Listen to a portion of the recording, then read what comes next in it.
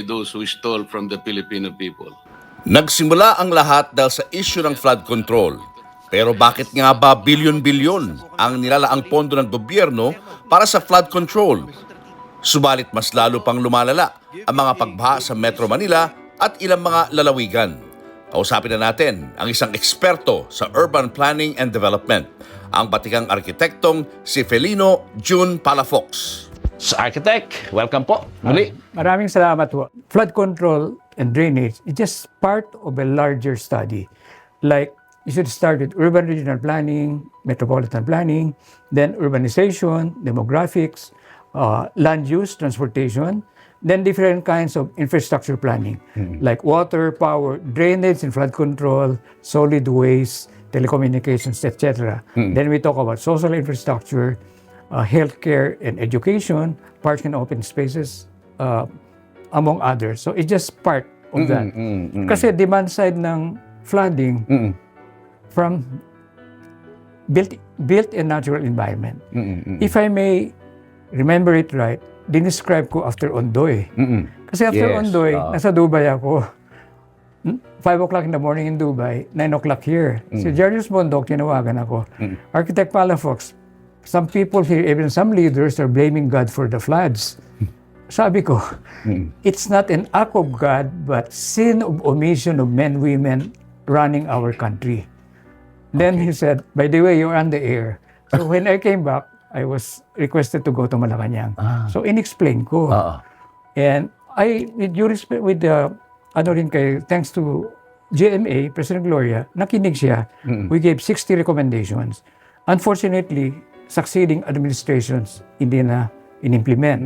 And describe ko, kasi 4,600 cubic meters flowed down, flood waters from the newed mountains. 4,600 cubic meters. Ang Pasig River capacity, 600 cubic meters per second lang. So nasaan yung 4,000 cubic meters per second? Binaha 90,000 hectares of urban land around Laguna Lake, Marikina Valley, and low-lying areas of Metro Manila. And you know what's 90,000 hectares of urban land? Malaki pa sa Singapore. Wow. Singapore is only 73,000 hectares. Mainly, ginawa yung Manggahan Floodway to divert floodwaters away from Manila towards Laguna Lake. Plus 22 rivers draining into Laguna Lake. Hindi ginawa yung spillway.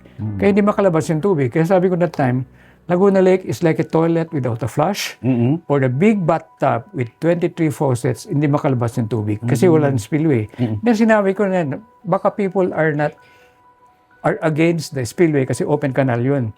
Sabi ko we can do a smart tunnel, stormwater management and road tunnel. Tunnel na 3 levels, pwedeng roadway in 2 levels, tapos spillway from Laguna Lake to Manila Bay. And they had done that in Kuala Lumpur. It took them only 6 years. So, pinipose ko yan, 2009. It should have been completed by 2015. Hindi ginawa. Until now. Tapos, there was a contract with the Belgian contractors to dredge Laguna Lake. In fact, they gave us a sub-consultant. Kinancel na next administration. Tapos, succeeding administration kay Duterte na, nagbayad daw ang Philippine government, natalo tayo sa kaso ng Belgian contractors against Philippine government, almost 1 billion pesos. Ang binayaran? Binayaran. Meantime, hindi pa dinredge Laguna Lake. Kaya all this happening now, I expected it. Okay, pero ngayon ang dami ho mga nililink no ng mga politiko dito sa mga flood control. Opo. Bakit sila ho nagkaroon ng control doon sa mga project na yun? Yeah, it's really corruption and incompetence. Kasi sa Dubai, mga recommend namin sa Dubai, 120% implemented. You know why? Bago implement, they make sure zero defect. Okay. So, rini-review lahat yung design. Review muna. Dito, hindi na rini-review. Hindi na nga ini-implement, hindi pa rini-review. Minsan, mali pa yung design. Kaya, double, triple hami talaga eh. Oo. Kaya, like, nagtataka ako, we never got a project with Public Works and MMDA. We were not lucky to win projects with them. And itong corruption, sabi ka ni Magalong, up to 70%. Hindi pa mabayaran ng 5% yung mga designers, architects and engineers. And yet, 70% ng corruption. Oo. And siguro, sabi rin nila, mga nananalong contractors, sabi nila, fact check. But the consultants ngayon, maglagay ka sa Bids and Awards Committee, fact check that. I don't have evidence. Bago ka ma-rig yung mga bids and competitions, dapat bantayan din ang Bids and Awards Committee. I think computation ay magano'ng 5 to 6% sa Bids and Awards Committee. Pero ang dami kasing mga mini-mention na na mga flood control projects from all over the The Philippines. whole country na. Di ba?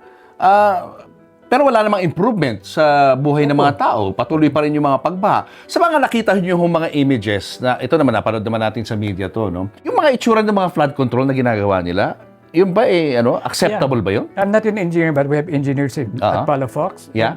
Tinignan nila. Ano nakita nila? Nagbigay na ng mga what went wrong. In fact, all the presidents, from President Gloria to Pinoy to Duterte to President Bongbong, we've been sending recommendations sa Malacanang. Kay Gloria, 60 recommendations. The latest kay President Mark Bongbong, 200 na. 200? Oo. 200? I wrote a book which I got a Best Author Award. It's towards resilient cities and communities. It's 90% less expensive to address the hazards through architecture, engineering sciences before they become disasters, aside from saving human lives, buildings, infrastructure, and agriculture. Then, may nagtanong ako, bakit wala tayong pork barrel sa mga prevention? Ang sagot ba naman sa akin, Architect Palafox, you were not born yesterday. Pag state of calamity, bonanza of corruption. Kasi wala nang bidding sa consultants, contractors, suppliers.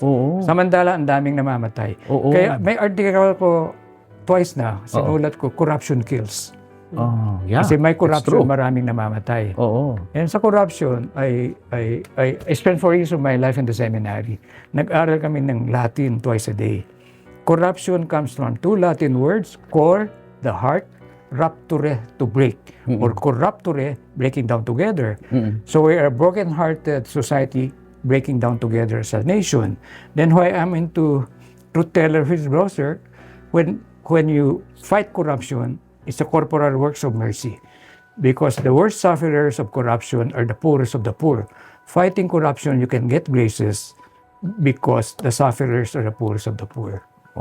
Kaya I don't understand what's happening now. It's revolting. Really revolting. Hindi lang disgusting. I've been promoting our country to foreign investors. Concern talaga nila. Corruption and red tape. Criminality. In fact, may investor na he will invest so much to, I think I can share this, from Dubai, philanthropist. He want to adopt 10,000 abandoned street children. He will shelter them, educate them, make them best citizens of the world when they become teenagers and young adults. Imagine, pinili pa ng Pilipinas. He just want to make sure walang corruption, saka hindi siya makidnap. Imagine, no? Yung mga concern nila, no? Kasi nga, yun ang mga laman ng mga balita ngayon, architect. Kasi sabi nga nila, we don't have to promote the Philippines. We just have to approve. You just have to address yung corruption towards good governance, criminality towards better peace and order, climate change, we have to address environment, inequality, poverty, jobs creation, and so on. Then investments. Well, I heard we're over-regulated and over-taxed economy. Then infrastructure, mga proposals namin nila, when I was 25 years old, 75 years old na ako, wala pa yata 30% implemented. Grabe, no? Then, 3 C's and 4 I's. Pangpito, incompetence. So sa tingin mo, architect, kung tatanggalin natin tong involvement ng mga politiko dito sa mga flood control projects na ito, tingin mo, malaking tulong yun kung wala silang pakialam doon? Sana ho yung mga legislator, they should come out with progressive laws. I was told we have 22,000 laws and 1,000 of them are obsolete laws that make us less globally competitive. Singapore daw, only 500 laws. But pati yan. So maybe they should focus na on legislation. And yung mga bids and awards, dapat bantayan na ng media. Dapat bantayan ng media. Kasi, kaya wrong design, sino-sino ng consultant na nanalo . Like sabi ko, MMDA and Public Works, you never won ano. Samantala, Department of Transportation Communication, DOTR, we won 3 or 4 projects kasi walang corruption. 10 projects ng University of the Philippines, we won 10 of them. Walang corruption. Oo. Sa flood control, may project din ho kayo? Sa Wala gobyerno? Wala sa flood control. Project? May mga lumalapit na ngayon to flood control and drainage. Pero the way we plan sa Palafox, not political boundaries. From ridge to reef, from the top of the mountain, the highlands, the midlands, the lowlands, and the coastline. Ina-address lahat yan. Kasi even if an LGU hires us, may mga request na for proposals, LGUs. We go beyond their boundaries. We start from the mountain up to the coastline. What about Magalong? You have a project with him, right? Yeah, yung Magalong Baguio, again, no corruption. It was through open, fair competition. Yung Dominican Hill sa Baguio, it's very challenging kasi it's a heritage project. May architecture, may engineering. Meron pang structural retrofit. Yung renader namin yung yung building kung structurally safe pa. Then it will be retrofitted. How do you make sure, architect, na walang corruption doon sa kung may partnership kayo with the government? Di ba parang normal na yun? Kapag nasa gobyerno, di ba, may corruption talaga. Lahat ko sa amin, out of 85, we've done 2,000 projects in 40 countries. 85 are Philippine government LGUs. All those 85, siguro, 2 lang yung may attempt sinumbong ko. Panahon ni Duterte, Pasig River, may humingi ng 10 million sa akin. Rineport ko sa Presidential Assistance Against Corruption. He fired the guy on a Monday. I reported Friday afternoon kay Dante Jimenez. Monday morning, finar niya. After 1 week, inabolish yung Pasig River Commission. And maybe I can share it. Yeah. May in-entrap na akong BIR examiner for attempted extortion. Paano pala nangyari, Panahon ni Cory. 7 years in prison. Kaya pwedeng labanan corruption. Oo. So anong dapat gawin, sir? Well, I think we should be more truth tellers and whistleblowers. I returned $1 million in architect's fee for proposed 6-star hotel in Subic. I was instructed to destroy 366 70-year-old trees. My conscience could not accept it. Sinauli ko yung $1 million architect's fee. I was sued 50 million pesos. Another related to that. So kanino, sir, dapat manggaling yung pag-identify ng mga project sa mga flood control? Kasi ngayon, ang nagmamando nga, mga congressman, mga senator, kung babaguhin natin yung sistemang ito, dapat anong baguhin natin? Anong ating aayusin dapat dito? This latest flooding, even in the public spaces, roadways, markahan yung red line, highest flood line. Okay. Pati sa bahay nyo, binabaha yung ground floor, ihiwalay nyo na lang yung electrical system, hayaan nyo na mabaha. Kaya siguro, ancestors natin nung araw, may silong. Oo, yung stilts. Tapos yung mga walang flood hazard mapping, wala pa nung araw yan eh. Yung mga localities, cities, communities, we do projects. I look at the elevation of the altar and tabernacle of the old churches. Siguro mga Spanish friars, they made sure the 100-year flooding hindi abot sa altar. Kasi may bahana noon. Oo. Pork barrel funded project, ay naku. Yun ang problema, no? Oo. Foreign funded project na bridges, usually it's 1 meter higher than the highest flood line. We tried to help MMDA. Natatalo kami sa bids 2 beses. I don't know why. Kasi sa topography, tignan natin lang. You don't have to be a planner, architect, engineer. Topography ng Metro Manila. Maybe 2 meters above sea level sa Manila Bayfront. Then it goes high to Ayala Heights, our project also, in Ayala noon, I think 35 meters high. Then it drops to the floor of Marikina Valley. I think 5 kilometers wide. It goes up again until Antipolo Mountains, Sierra Madre Mountains. Okay. Bandang south naman, maybe up to Ayala Labang, medyo mataas din. It drops to the floor around Laguna Lake. And basic lang yan. And then, yung subdivision law natin. Maski subdivision sa kabundukan, 8% lang ang open space. Kasi yung 30% saleable, at 30% open space, kasama ang roads. Elsewhere in the world, sa Singapore, 45% open space, hindi excluded ang roads. Sa Hong Kong, because vertical city sila, 71% open space, excluding ang roads. Subdivision law natin, yung 30%, ay including roads. Kaya natitira, mga 8% open. Kaya we even lock the evacuation centers. And then, yung mga higher ground na, nung araw, hindi pa konkreto, like Fort Bonifacio, it used to be grass, Fort McKinley. Although they have the Burgos Circle rainwater harvesting. Oo, si Babe Singson yata nag-propose yan, BCDA siya. Dapat, even mga dinidesign namin, yung buildings ng UP, even in the part ng architectural terms of reference namin, nilalagay na namin rainwater harvesting sa tuktok, within the property, and renewable energy and vertical terraces. Maski hindi kasama sa scope of work namin. For some of the projects we're doing, not just planning, like architecture, yung intermodal transit terminal in Lawag, we won the competition also, 100% open space. Kasi yung bubong ginawa namin, grass. Ganon din nanalo kami ng design sa Clark Aviation Center. Sa Clark, yung building footprint na nawala, nilagay namin sa rooftop. Singapore, reportedly their rainfall is higher than ours. But they put the necessary infrastructure. Oo. May mga rainwater harvesting and so on. Hindi nagbabaha. Sa Netherlands, I think more than 50% Netherlands below seawater. Hindi nagbabaha. Kasi nangyari sa Netherlands, 1953, there was a big flood. I think 1,800 people died. Doon sila naging seryoso talaga. The best drainage engineers in the world are Dutch engineers. In fact, one forum sinabi ko na I think we should hire Dutch engineers na.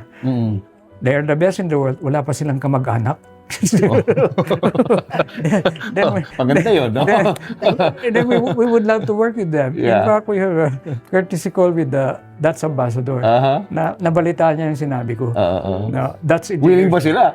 Oo. Kasi like yung super typhoon, super cyclone, Katrina, New Orleans. The Americans hired the Dutch engineers.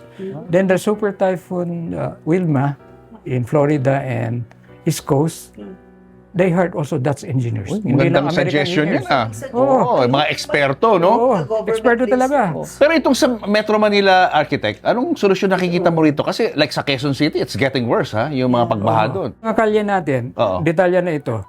Yung drainage inlet, minsan hindi sa lowest level ng road. Oo, nasa taas na level, di na, naglo-localized flooding. Tapos nung bata pa kami, baka hindi pa kayo pinanganak, yung street sweepers, we call them caminero. Meron silang wheelbarrow. Pag sweep ng street, nilalagay sa wheelbarrow. Ngayon, the street sweepers, nilalagay sa drainage inlet. Yung kaya nagbabara pag biglang umulan. Oo, para Basic yun, sir. instead Napaka-basic. of progressing, we are retrogressing. Like yung mga, some of the streets in Santa Elena, kami rin nag-master plan yan. Grasscrete. Concrete with grass. Grass and concrete. Oo, yung part. Para i-absorb yung tubig. Hindi aapaw, no? Hindi aapaw, lulubog. Ito, puro konkreto. Yun eh. Yun talaga yun eh. Yun talaga yun eh. If we can rid yung corruption, no, sa mga project na katulad niyan, siguro ang tagal na ho nating magandang bansa. Kami sa Palafox, we share. I've written more than 700 published articles. The best practices in the world. Some have translated in different languages. We've published 3 books, all sold out.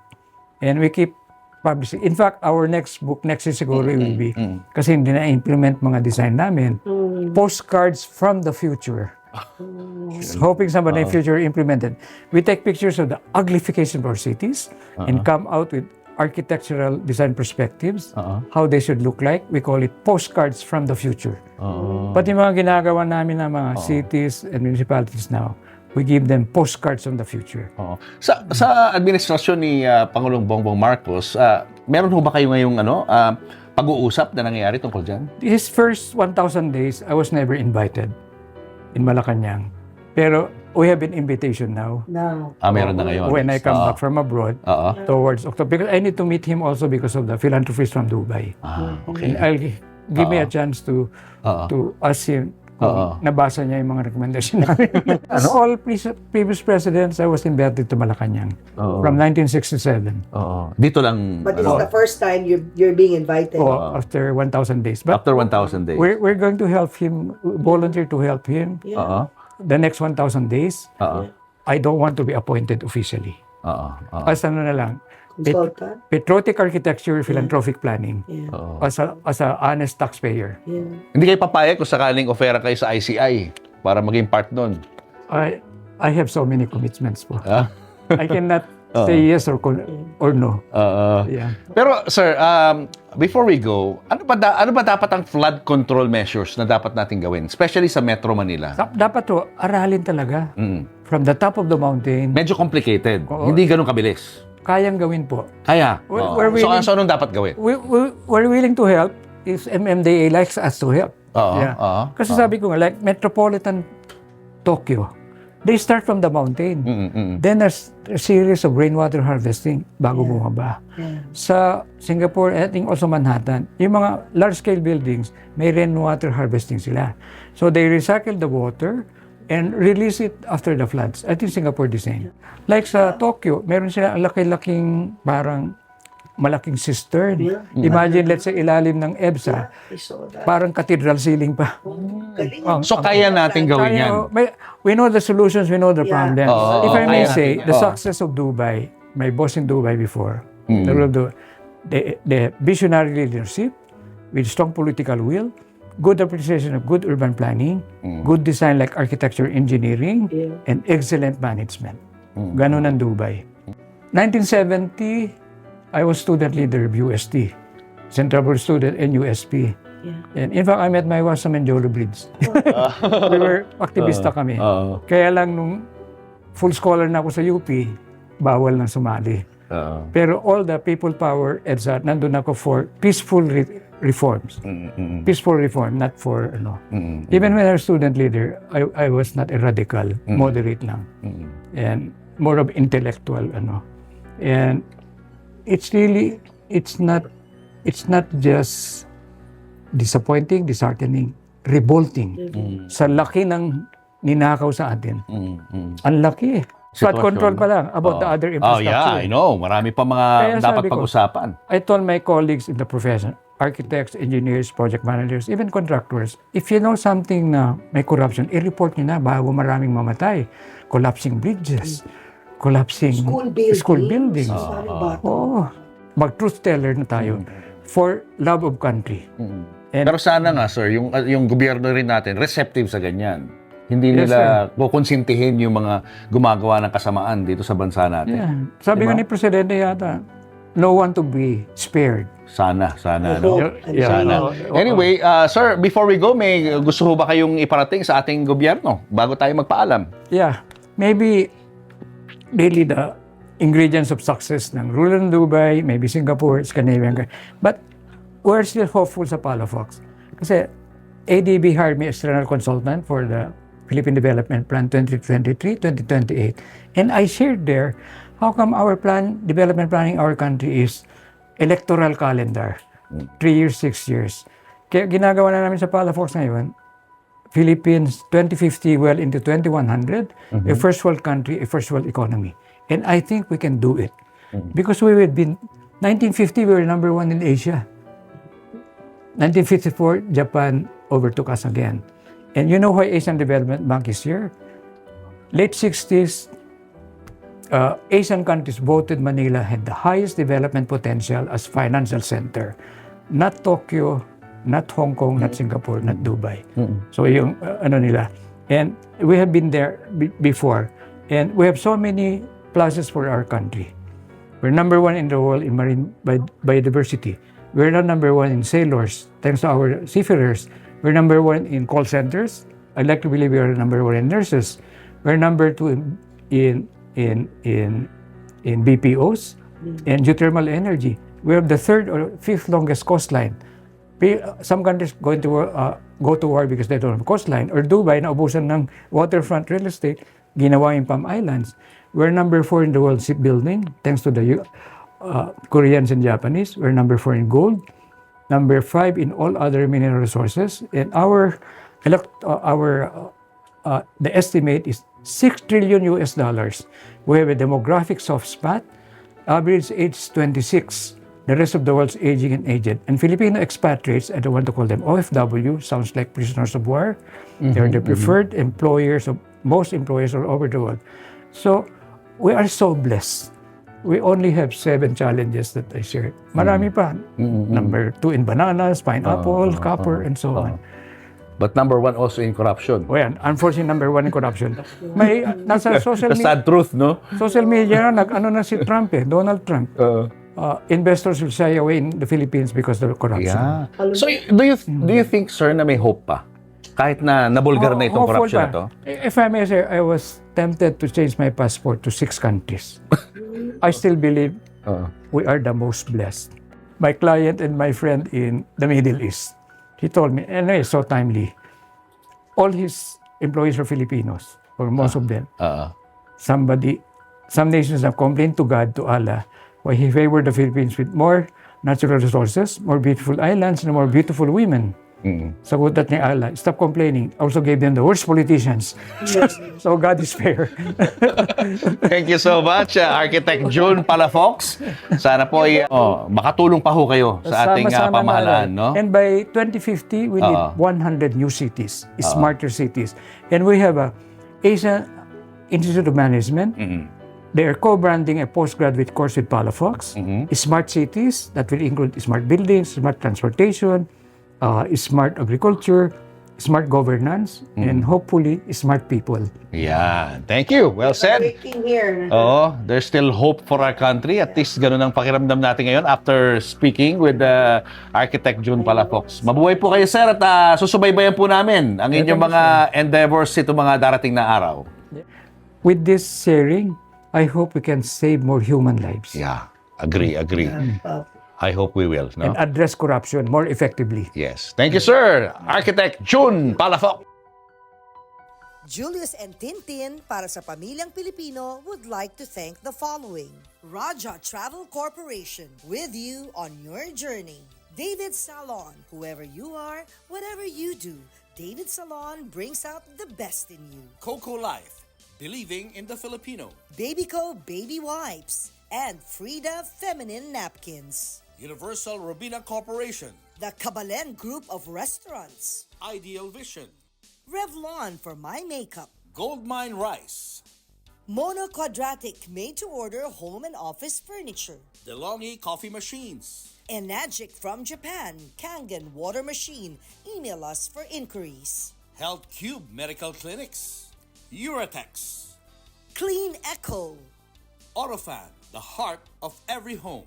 Purple Hearts, formulated with love and care. Cupid's Cologne, only 150 each. To order, message Cupid Tony on Instagram or email cupidscologne@gmail.com. Boteju, authentic Japanese traditional cuisine. Sama-sama, salo-salo sa Boteju. Promote your brand, products, and services in our show and digital platforms. For advertising inquiries, email n.bersola@gmail.com.